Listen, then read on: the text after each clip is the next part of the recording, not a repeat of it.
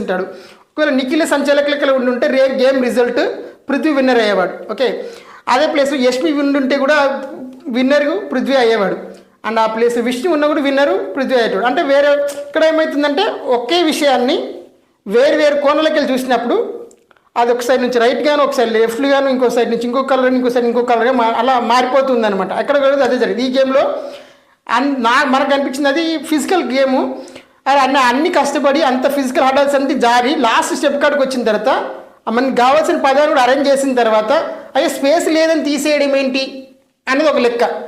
అది చాలా చిన్న విషయం. ఎందుకంటే మనం తెలుగు బిగ్ బాస్ షోలో ఉండి ఆంగ్ల పదాలని సమకూర్చే క్రమంలో, ఒక ఆంగ్ల పదాన్ని నిర్మించేటువంటి క్రమంలో అందులోని వ్యాకరణ దోషాల కోసం మాట్లాడుతున్నాం మనం.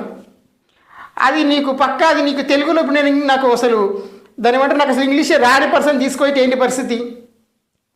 ఇంగ్లీష్ వచ్చినా అంత గ్రామర్కి రావాలి కూడా